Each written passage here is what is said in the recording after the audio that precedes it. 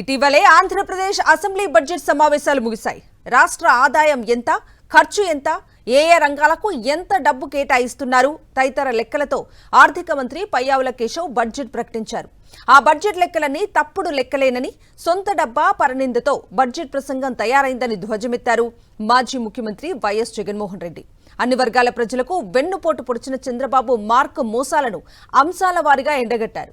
ఎన్నికల్లో ఇచ్చిన హామీలపై అసెంబ్లీలో ఎందుకు ప్రస్తావించలేదు అని వైఎస్ జగన్ ప్రశ్నించారు. గత జగన్మోహన్ రెడ్డి పాలనలో ఇచ్చిన పథకాల కంటే అధికంగా ఇస్తామని, జగన్ కంటే ఎక్కువగానే సంక్షేమం ఉంటుందని ఎన్నికల సమయంలో ప్రచారం చేశారు చంద్రబాబు, పవన్ కళ్యాణ్. అధికారంలోకి వచ్చిన తర్వాత అన్ని వర్గాల ప్రజలకు మొండి చేయి చూపుతున్నారు. రికార్డు స్థాయిలో అప్పులు చేస్తూ సంక్షేమ పథకాలను, హామీలను అమలు చేయకుండా చంద్రబాబు చేస్తున్న మోసాన్ని ప్రశ్నించారు మాజీ ముఖ్యమంత్రి వైఎస్ జగన్మోహన్ రెడ్డి. 16 రోజుల అసెంబ్లీ సమావేశాల్లో ప్రజలకు ఒరిగింది సున్నా అని ఆయన విమర్శించారు. నిరుద్యోగ భృతి లేదు, ఆడబిడ్డ నిధి లేదు, 50 ఏళ్లు నిండిన ఎస్సీ, ఎస్టీ, బీసీ, మైనారిటీ మహిళలకు నెలకు 4000 పెన్షన్ ఇస్తామన్నారు. అదీ లేదు. పెన్షన్లలో కోత పెట్టారు. కొత్త పెన్షన్లు లేవు. అమ్మఒడి పథకానికి పేరు మార్చి తల్లికి వందనం అన్నారు. వాస్తవంలో మాత్రం తల్లిని వంచిస్తున్నారు. ఈ పథకం అరకొరగా అమలవుతోంది. తల్లికి వందనం పేరుతో 20 లక్షల మంది పిల్లల పేర్లను తొలగించారు. ప్రతి మహిళకు 3 సిలిండర్లు ఉచితంగా ఇస్తామన్నారు. తొలి ఏడాది 1 సిలిండర్ ఇచ్చి మిగతా 2 ఎగ్గొట్టారు. అన్నదాత సుఖీభవ పేరుతో రైతులను మోసం చేశారు. 2 ఏళ్లలో ప్రతి రైతుకు 40,000 రూపాయలు ఇవ్వాల్సి ఉంటే కేవలం 10,000 ఇచ్చారు. అన్నదాత సుఖీభవ నుంచి 7 లక్షల మంది రైతులను తొలగించారు. కౌలు రైతుల ప్రస్తావనే లేదు.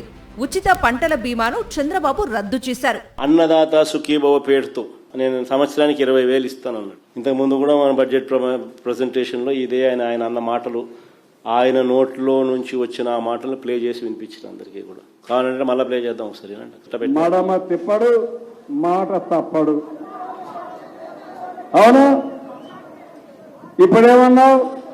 గవర్నమెంట్ ఆఫ్ ఇండియా 6,000 రూపాయలు ఇస్తుంది కాబట్టి అది మైనస్ చేసి నేను 6,500 రూపాయలు ఇస్తానని చెప్పిన పెద్ద మనిషి ఎవరో ఏం చెప్పలా?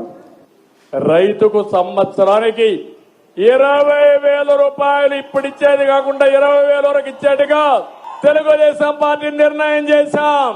చూడండి ఎంత గొప్పగా అబద్ధాలు ఆడగలుగుతాడు మనిషి. మోంథా తుఫాను కారణంగా నష్టపోయిన లక్షల మంది రైతులకు ఇవ్వాల్సిన ఇన్పుట్ సబ్సిడీ ఇప్పటికీ ఇవ్వలేదు. 1 రూపాయి కూడా రైతులకు చెల్లించలేదు. మహిళా సాధికారత, స్త్రీ సంక్షేమ పథకాలకు తిలోదకాలిచ్చారు. 2 ఏళ్లలో అక్క చెల్లెమ్మలకు చంద్రబాబు గజం స్థలం కూడా ఇవ్వలేదు.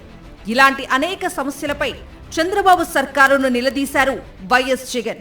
ట్రిపుల్ బెడ్రూమ్ ఇల్లు అంట స్వామి. ట్రిపుల్ బెడ్రూమ్ ఇళ్ళ కథ దేవుడు ఎరుగు స్వామి. మా హయాంలో మేము శాంక్షన్ చేయించిన ఇల్లు పూర్తి చేసేదానికోసం ఆ డబ్బులు ఇవ్వండి స్వామి, ఇవ్వాల్సినవి అని చెప్పి మేము అడిగితే వాటి గురించి మాట్లాడు కానీ ఏకంగా ట్రిపుల్ బెడ్రూమ్ ఇల్లు ఇస్తానంటూ చంద్రబాబు నాయుడు మరొక దొంగ మాటలు మాట్లాడతాడు. ఈ 2 ఏళ్లలో నేను అడుగుతా ఉన్నా, ఈ 2 ఏళ్లలో కొత్తగా చంద్రబాబు నాయుడు గారు ఒక్క అక్క చెల్లెమ్మలకు కనీసం 1 గజం స్థలమైనా ఇచ్చినాడా? ఇటీవలే రాజమండ్రిలో జరిగిన కల్తీపాల దుర్ఘటనలో పలువురు చనిపోయారు. అదే సమయంలో శ్రీకాకుళంలో కలుషిత నీళ్లు తాగి డయేరియా బారిన పడి ప్రజలు మరణించారు. ఈ నేపథ్యంలో చంద్రబాబు పాలనలో పాలు తాగినా, నీళ్లు తాగినా ప్రజలు చనిపోతున్నారని ఆవేదన వ్యక్తం చేశారు వైఎస్ జగన్. ఇవాళ చంద్రబాబు గారి పాలనలో పాలు తాగినా, నీళ్లు తాగినా చనిపోతా ఉన్నారు. స్కూళ్లలో, హాస్టళ్లలో నాణ్యమైన భోజనం కూడా పెట్టలేకపోతా ఉన్నాడు. గోరుముద్ద గాలికి ఎగిరిపోయింది. పరిశుభ్రమైన తాగునీరు, కలుషిత ఆహారం వల్ల పిల్లలు చనిపోతా ఉన్న పరిస్థితులు చూస్తా ఉన్నాం. నాడు నేడు గాలికి ఎగిరిపోయింది. ప్రభుత్వ హాస్పిటల్స్ లో కూడా ఇవే పరిస్థితులు. నాడు నేడు ఆగిపోయాయి.